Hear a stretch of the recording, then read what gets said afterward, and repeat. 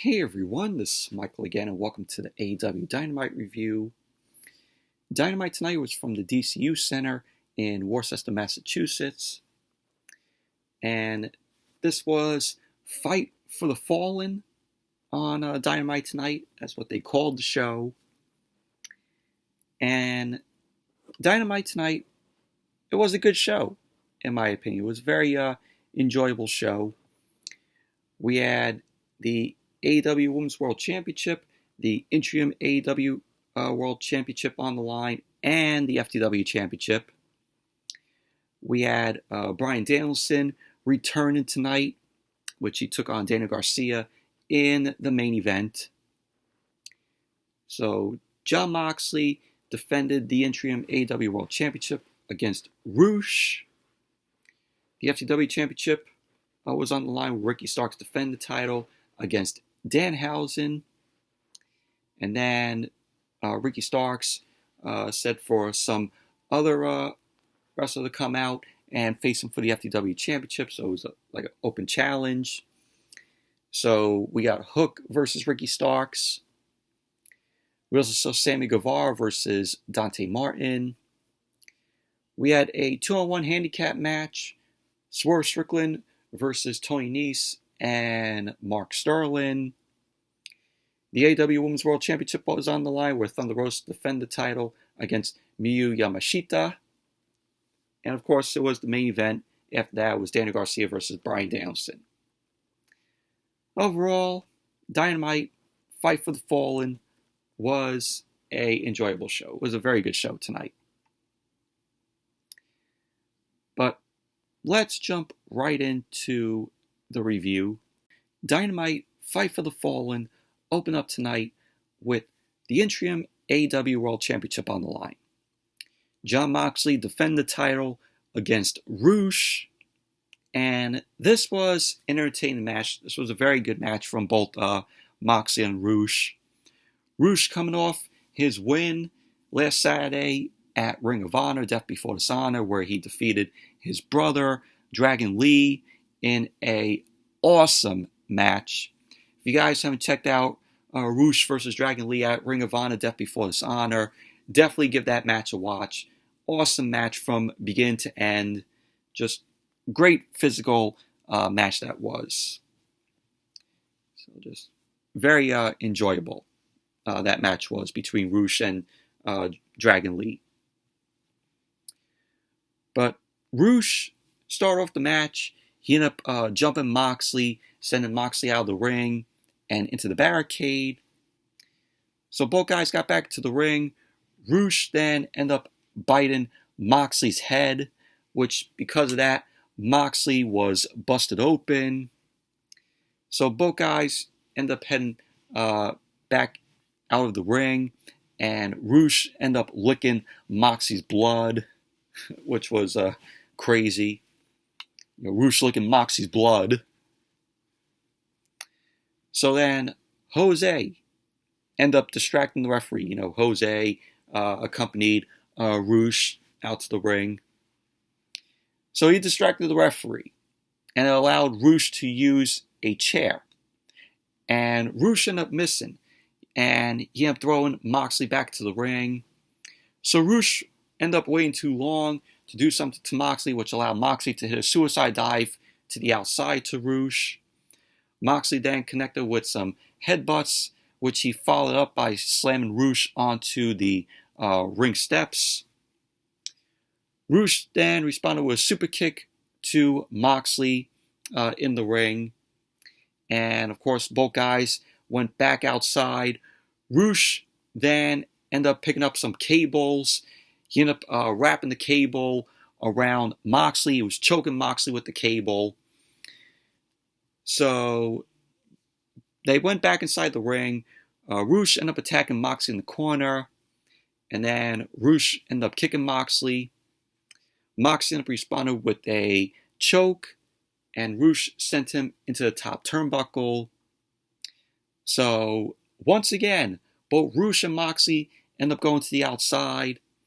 Moxley ended up launching Roosh into the ring steps. So Moxley then ended up hitting a superplex to Roosh, and both guys went back and forth with some chops. They ended up going for a German suplex. So Roosh did a German suplex, Moxley did a German suplex, and Moxley ended up hitting a lariat to Roosh. Roosh didn't waste any time. He ended up taking down Moxley. Moxley bounced off the ropes, and he went immediately into a German suplex. Moxley responded with a stomp to Roosh's face. Roosh then ended up hitting the belly-to-belly to Moxley. He ended up sending Moxley crashing into the turnbuckles. So both Roosh and Moxley headed up to the top rope, and Moxley was able to bite Roosh.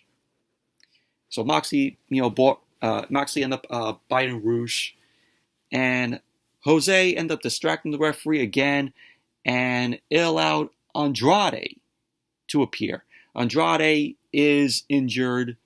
He can't compete. He's not cleared to wrestle. So Andrade ended up pushing Moxley onto the ropes. So then we had the Lucha Brothers. We had Phoenix and Penta and Alex Abrahantes end up chasing Andrade away. So Roosh then ended up eating a lariat by Moxley, and he responded with a knee strike to Moxley's jaw. Roosh then ended up hitting the straightjacket pile driver to Moxley. Roosh ended up making the cover, but Moxley ended up kicking out. Moxley then ended up hitting the Death Rider to Roosh, and he ended up going for the cover, and Roosh ended up kicking out. And then Moxley ended up locking Roosh into the Bulldog, and we had Roosh end up fading. He passed out. And so there you go. Moxley ended up winning the match, still retaining the interim AEW World Championship. So I'm still questioning as to how Roosh got an opportunity to face Moxley for the interim AEW World Championship. So still trying to figure that out. So we all knew that Moxley was going to retain the title. Post-match, we saw the Jericho Priest Society come out. We saw Chris Jericho, Tay Conti, Anna Jay, Sammy Guevara, and Angelo Parker.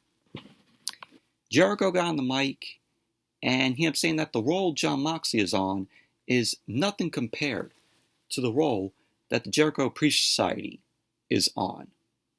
He ended up saying that Daniel Garcia is going to kick Daniel Bryan's head in and finish the job he started. Jericho went on to say that Sammy Guevara is going to annihilate Dante Martin. And he ended up saying that Anna Jay asked for an opportunity, and they gave her one, and it paid off huge. So Anna Jay ended up getting on the mic. Anna Jay dressed in red tonight, which she looked great in. So she ended up saying that she took the opportunity, and now she's Anna JAS, the sexiest and the toughest, and that she'll choke everybody out to prove it, because she was like, "Oh, I'll choke you out, I'll choke you out, I'll choke you out." She was just screaming, and it came off cringe. When she was screaming like that, I was like, can we please cut her mic off? It was absolute cringe when she was going like that. "I'll choke you out, I'll choke you out, I'll choke you out." That's what Anna Jay was doing on the mic tonight. So cringe, so terrible. So then Jericho ended up whining about Eddie Kingston brutalizing him last week in the Barbed Wire Everywhere match, and also Eddie Kingston breaking Jericho's nose, to which Jericho was wearing bandages on his nose. So prove right there that his nose is broken after that Barbed Wire match last week, that Barbed Wire Everywhere match. And he was saying that, he broke his nose and he left him in a barbed wire spider web and having to be cut out like a horsefly. Because after Dynamite went off the air, there was a exclusive video where they were getting Jericho out of the barbed wire spider web, and you heard like Aubrey Edwards saying, "Get wire pliers," and they had to cut Jericho out of the barbed wire. But Jericho ended up saying that he beat Eddie Kingston. He still beat him. And so Jericho wanted to say that he's going to beat Jon Moxley. And Jericho said that he's demanding his rematch for the AEW World Championship at Quake by the Lake in 2 weeks. So that's going to be on Dynamite in 2 weeks. And Jericho ended up saying that he'll be the first ever two-time champ. So Moxley ended up saying that he hates Jericho. And he hates this kind of sports entertainment bullshit. And that he can take his Interim and shove it up his ass. Because he is the two-time AEW World Champion. Moxley ended up going on to say that he used to look up to Jericho. And he believes that in his own way, he is the greatest of all time. But everything he's got going on right now is pathetic. He ended up saying that he made the AEW World Championship what it is. And Moxley ended up saying that if Jericho has the balls to leave all the trash at home and carry his own bags to Minneapolis, Moxley ended up saying that he doesn't want the Wizard or Le Champion on the King of Trademarks, or whatever his name is this week. Moxley ended up saying that he wants the guy he saw in VHS tapes and in the back of magazines. The guy from Super J-Cup. He wants the Lionheart. So he ended up saying that if the World Championship is defended on his watch, it'll be him, Moxley, versus the last survivor of the Hart Dungeon. Lionheart, Chris Jericho. So that was how the segment ended. So Jericho is getting his rematch for the AEW World Championship at Quake by the Lake, 2 weeks on Dynamite from Minneapolis. But he's gonna lose the match. Moxley's gonna retain the title. He's gonna hold on to the title until CM Punk comes back. So that was that. And like I said, Anna Jay out there on the mic going, "I'll choke you, I'll choke you, I'll choke you." Absolutely terrible. Absolute cringe. They should have cut the mic on her at that point there. But then Jericho getting his rematch, and Jericho never got his rematch for the World Championship. So he's finally being granted his rematch for the title. And then after that, it was announced that the trios titles are going to be coming, and that there will be a tournament to crown the first ever World Trios Champions. As I say, the World Trios Championships look amazing. They really do. Just great look of them. So the tournament will finish at All Out. So at All Out, we will crown the first ever World Trios Champions. So that tournament, looking forward to that. And then we saw Tony Schiavone. Tony Schiavone was backstage. He was interviewing Dante Martin. Dante Martin ended up saying, Sammy Guevara has been taking too many vacations, eating grapes, and getting his feet rubbed. While he, Dante Martin, he's been here working hard and getting respect. Dante Martin ended up saying that he's going to have Sky Blue in his corner to counter Ty Conti later on in the night. So that was what Dante had to say. And then we had the FTW Championship on the line. Ricky Starks defend the title against Danhausen. This was a squash match.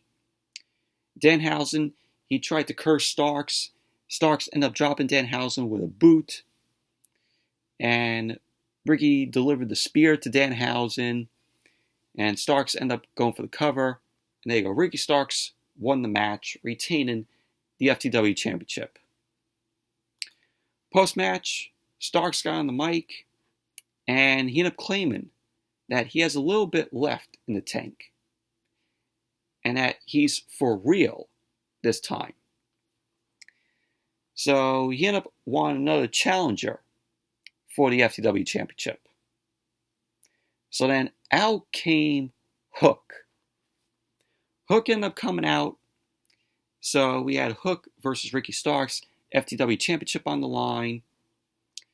So we had Hook ducking a punch from Starks, and we had Hook end up delivering a headbutt to Starks, and he followed up with a suplex, playing Ricky Starks to the mat.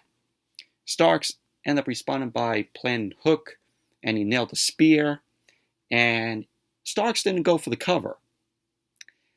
So Hook ended up locking in the Red Rum on Starks, and there you go. Hook ended up winning the match, and Hook is the new FTW champion. He took his father's title. This was, of course, originally Taz's title, the FTW Championship. And Hook is bringing it back with him. So this is Hook's first title win in AEW. Post-match, we had Starks and Hook. They end up sharing respect to each other. They end up delivering a fist bump. And Dynamite went to commercial. Then when Dynamite came back from commercial, Tony Schiavone was in the ring. He was interviewing Ricky Starks. Starks ended up saying that he is okay with losing, and that he's no stranger to losing, and that he wants everybody to know that he was given the FTW Championship when people thought it was a noose, and he turned it into a tie. Starks ended up saying that he took metal and leather and made it to gold, and he did it, and he exceeded all expectations. Starks ended up saying that he busted ass every day and deserves to be here and talk to us for more than 40 seconds. So he ended up saying people in the back told him to be patient and wait your turn. And Starks ended up saying that he was tired of hearing that. His time is last month, last year, right now. Starks ended up saying that he hasn't had a string of bad luck. It's bad timing. So then we saw Hobbs end up decking Ricky Starks from behind with the forearm. Hobbs then scooped Starks up and delivered a spine buster to Starks. So Hobbs ended up leaving Starks lying in the ring, and pretty much that was basically that. But Hobbs turning on Ricky Starks, I did not see that coming. And just by what we saw with that, Team Taz is no more. And this is the start of Ricky Starks' babyface run.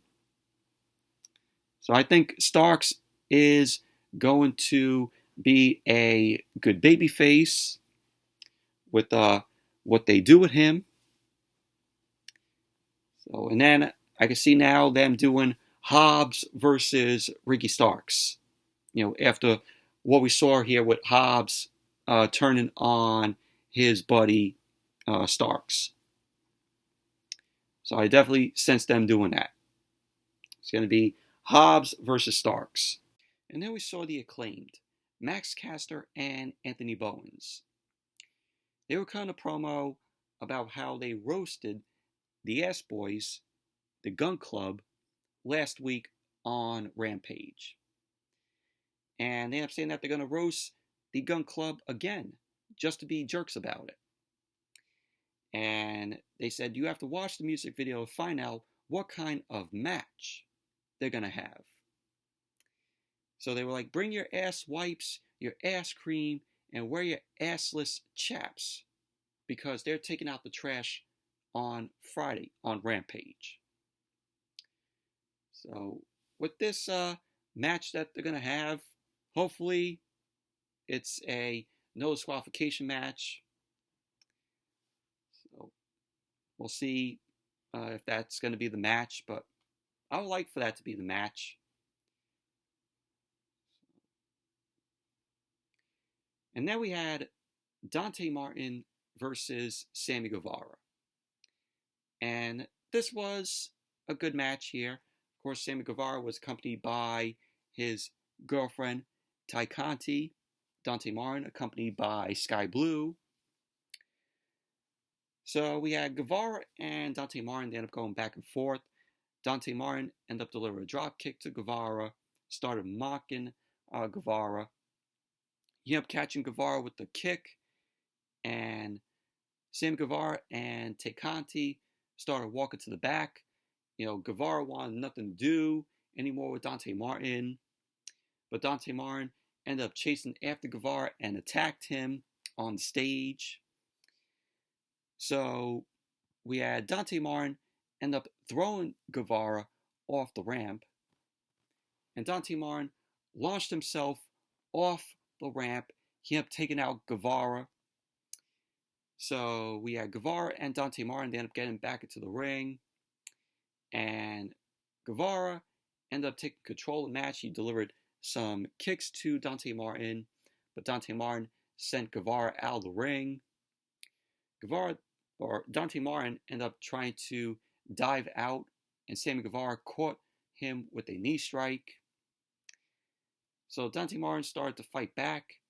He then looked to go for the nosedive on Sammy Guevara, but Guevara caught him on the ropes and he ended up throwing him back.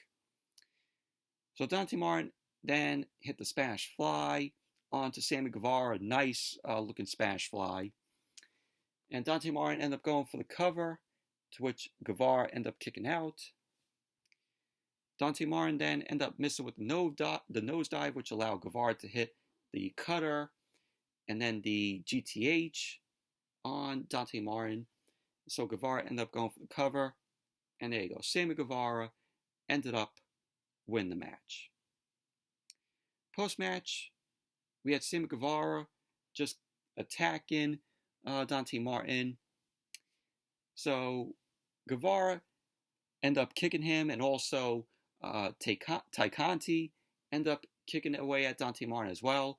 And when you saw Tay Conti just kicking away at Dante Martin, Sky Blue was just standing out there, doing nothing.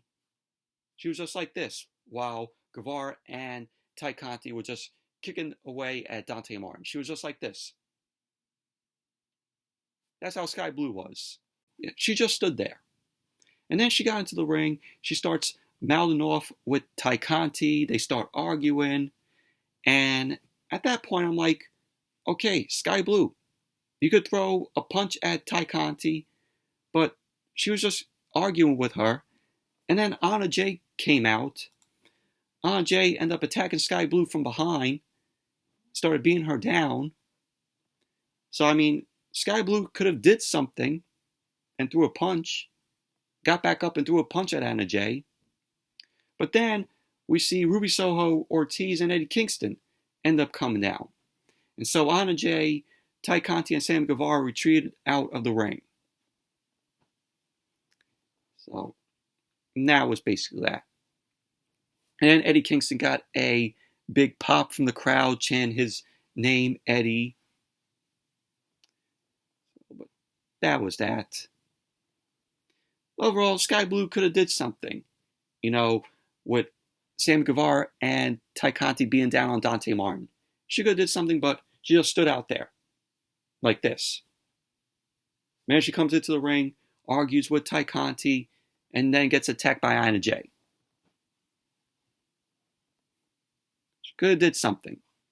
So then we had Tony Schiavone. He was interviewing Danny Garcia again backstage. Danny Garcia ended up asking BRYAN Danielson where he's been, and says he's been in the ring getting sharper every week.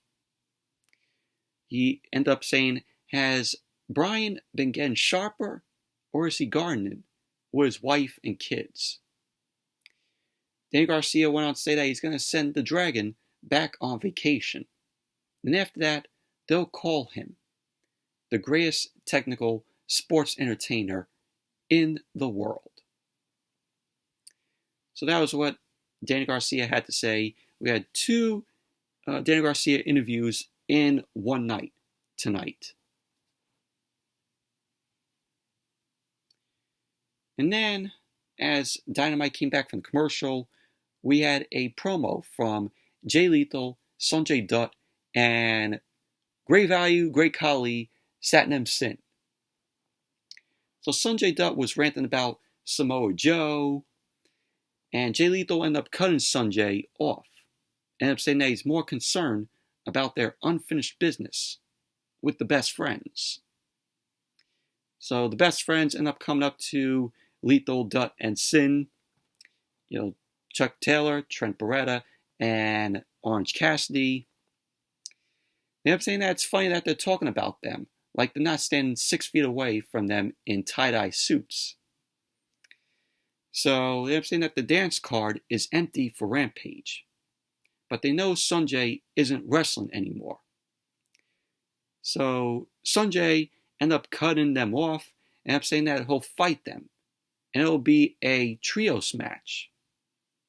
So the Best Friends end up accepting. So we're going to get that match this Friday on Rampage. So it's going to be the Best Friends versus Sanjay Dutt, Jay Lethal, and Satnam Singh. Calling it now. Satnam Singh is only going to do one move in that match. Calling it right now. And then we saw Jungle Boy. Jungle Boy ended up coming out along with Luchasaurus, who was still dressed in black. So Jungle Boy and Luchasaurus got into the ring. Tony Schiavone was interviewing Jungle Boy. Tony Schiavone, busy man, as always, on Dynamite. So Jungle Boy ended up saying Christian Cage is the biggest pussy he has ever met in his entire life. He wanted to say that he has watched Christian talk bullshit about his family, which is why he's now the most relevant he's ever been. But when he returned, he ran away. Christian ran away. He kept saying that he didn't know why he was so angry. And Jungle Boy ended up claiming that Christian was strapped for cash and needed the money when he eliminated him from the Battle Royal. And he claimed that Christian's wife had divorced him. So Jungle Boy ended up saying, like all the villains with turtlenecks and small pricks, Christian needed a monster. But that monster was his best friend. And he was only being protected from Christian. So we got an explanation as to why Luchasaurus turned heel there. That Luchasaurus was playing Christian Cage, according to Jungle Boy. So that Jungle Boy wouldn't be the first one to get his hands on him. So that's some explanation there, but all I know is that, with Luchasaurus still dressed in black, once we see Jungle Boy versus Christian Cage, I still sense the fact that Luchasaurus is going to turn on Jungle Boy and still side with Christian Cage. So Jungle Boy ended up saying that he can take words or chair shots. He ended up recalling standing 3 years ago when he dug his father's grave. And of course, Jungle Boy's father was, of course, Luke Perry, of Beverly Hills 90210, and he was also on Riverdale. So Christian then ended up appearing backstage. He ended up saying that Luchasaurus made a big mistake, as he had showed how he could guide him, but he threw it away to be Jungle Boy's lapdog. He ended up claiming that he ran away from Jungle Boy, as he was scared of what he'd have done to him. Christian ended up saying that the next thing he drapes over him will be a body bag, and he can cozy up beside his father. He ended up claiming that Jungle Boy told him all his secrets, and now he will prey on them. So that was how the segment ended. But Jungle Boy, he is more relevant now, and he is over with the crowd. Since he came back last week, the crowd popped for him. So we're going to get, Jungle Boy versus Christian, whenever that's going to happen. And like I said, I sense that Luchasaurus is going to turn on Jungle Boy when that match happens. And Luchasaurus is going to still side with Christian Cage. So that's how the way I see that going. And then we had the Bucks. The Bucks were backstage, Matt and Nick Jackson. So they end up wanting to not cut a promo because the Cutler cam, was on. Brandon Cutler ended up trying to sell the Bucks on having him as a third in the tournament to crown the Trios champions. But the Bucks were not having it. Can you imagine if Brandon Cutler was like the third guy with the Bucks? That'd be awful. I know that Brandon Cutler, is, best friends with the Bucks. But if he was slotted into them for the Trios titles in that tournament, they would automatically lose. So the Bucks end up walking into Hangman and Page, and of course it's Hangman and Page's birthday today, so happy birthday to Adam Page. So Matt ended up saying that he has been wanting to talk to Page, but then the Dark Order ended up coming over. The Dark Order was celebrating with Hangman and Page because it's his birthday. So the Young Bucks end up leaving. Matt Jackson ended up telling Brandon Cutler to cut the camera. So Brandon Cutler then ended up cutting the cam. And pretty much that was basically that.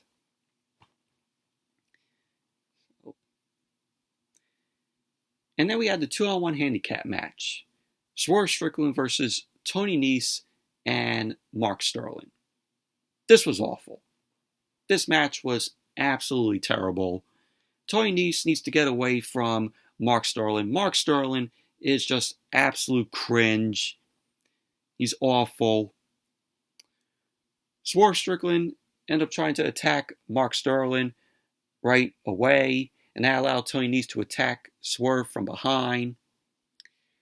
So Swerve ended up responding by slamming Nese across his knee. They ended up brawling outside the ring.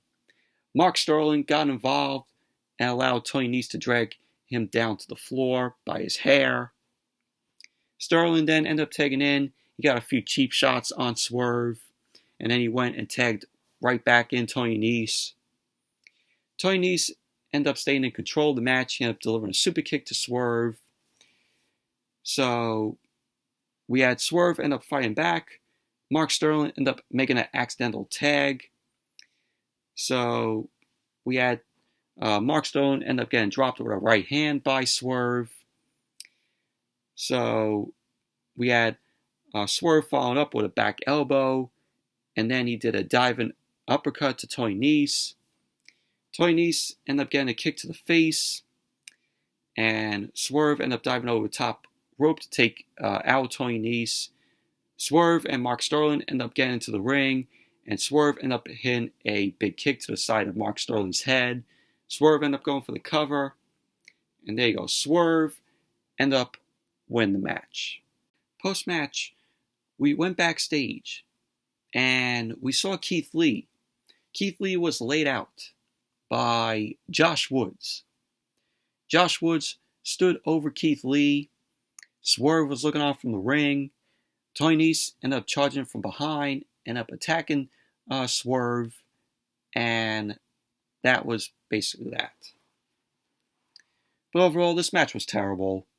like I said, Tony Nese needs to get away from Mark Sterling. Tony Nese is great in the ring. He doesn't need Mark Sterling by his side, accompanying him to the ring. And just Mark Sterling, he's just absolute cringe what they got him doing on AEW television. And then we had a promo from the House of Black. And they were talking about how God and the devil are the same thing these days. Brody King called Darby Allin out. He ended up asking if he knows why he attacks him in public. It's because he can. And it won't stop until his casket drops. And Darby Allin ended up getting attacked again by Brody King and Malachi Black at San Diego Comic-Con. I saw the footage of that. So if you haven't seen it, look it up. So he ended up saying that he's here to beat him at his own game in a coffin match. So it's going to be Darby Allin versus Brody King in a coffin match.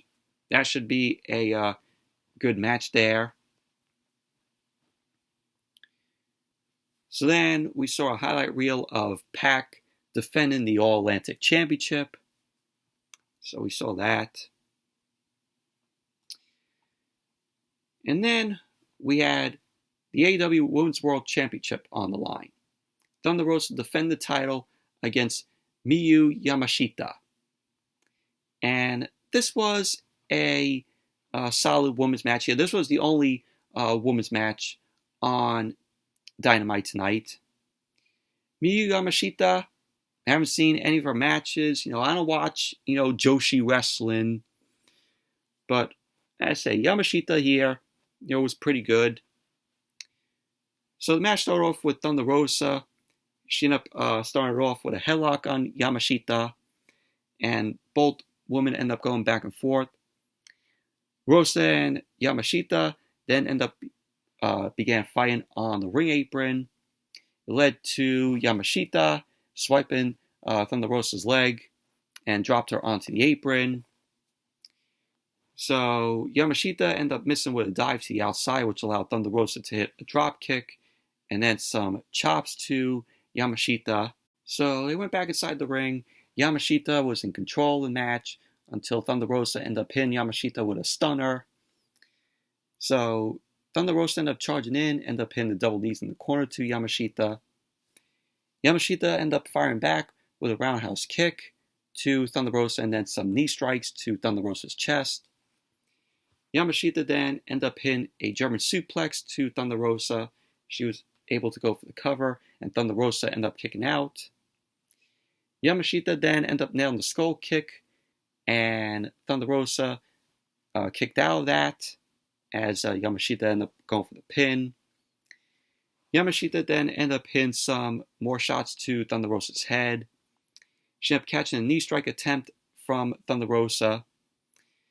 And at the end of the match, we had Thunder Rosa end up hitting the Fire Thunder Driver to Yamashita. She ended up going for the cover. And there you go. Thunder Rosa end up winning the match, retaining the AEW Women's World Championship. Overall, this was a solid women's match here. And then post-match, we saw Thunder Rosa end up offering a handshake to Yamashita, and Yamashita accepted the handshake, so both Thunder Rosa and Yamashita shook hands, for respect. Overall, solid women's match. Main event, BRYAN Danielson versus Daniel Garcia. BRYAN Danielson coming back after, his injury. He had a concussion. But this was a good main event. BRYAN ended up coming into the ring and immediately attacked Daniel Garcia. He ended up nailing his kicks in the corner to Daniel Garcia. He delivered a running drop kick in the corner to Daniel Garcia. He ended up sending Daniel Garcia out of the ring. And BRYAN ended up following up with a tope suicida. Daniel Garcia ended up holding the momentum outside the ring. He ends up sending Bryan into the barricade. Danny Garcia then end up pulling up the padding on the floor to expose the concrete. So Bryan ended up fighting back. He ended up sitting Danny Garcia onto a chair, and he nailed a kick to Danny Garcia, which he followed up with a run and drop kick, which sent Danny Garcia flying into the barricade. So both guys went back to the ring. Bryan hit his missile drop kick, but ended up hurting Bryan, and that allowed Danny Garcia to stomp away at Bryan, and he followed up with some chops to Bryan.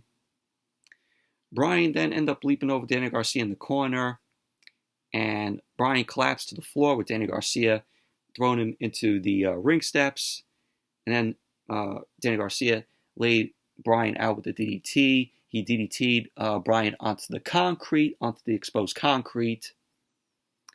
Bryan was busted open because of that.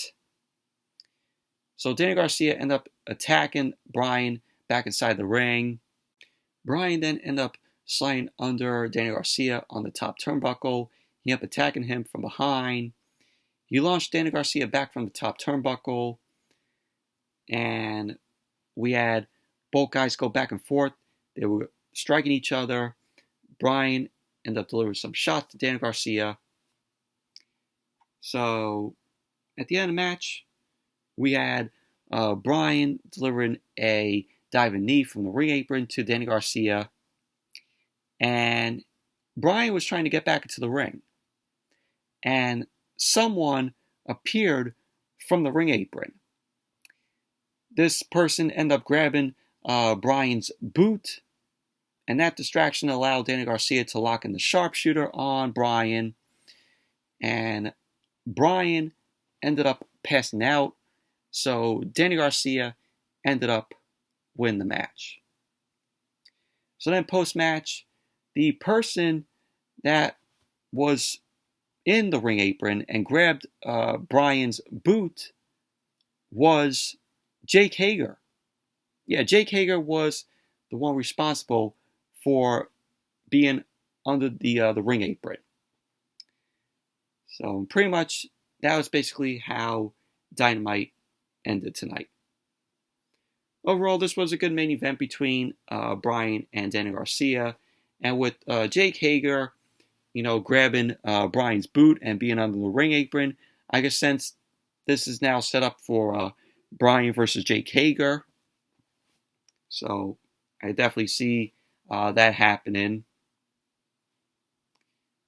But overall, Dynamite, good show tonight. It was a Fight for the Fallen. So we're going to see Rampage on Friday. It's going to be Fight for the Fallen for Rampage. But good show Dynamite was tonight. Very enjoyable. But anyways, that's it for my review of tonight's Dynamite. Thank you all for watching. Hope you all enjoyed this review.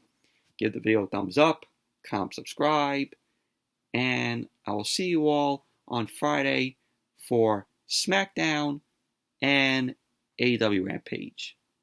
So, see you all then.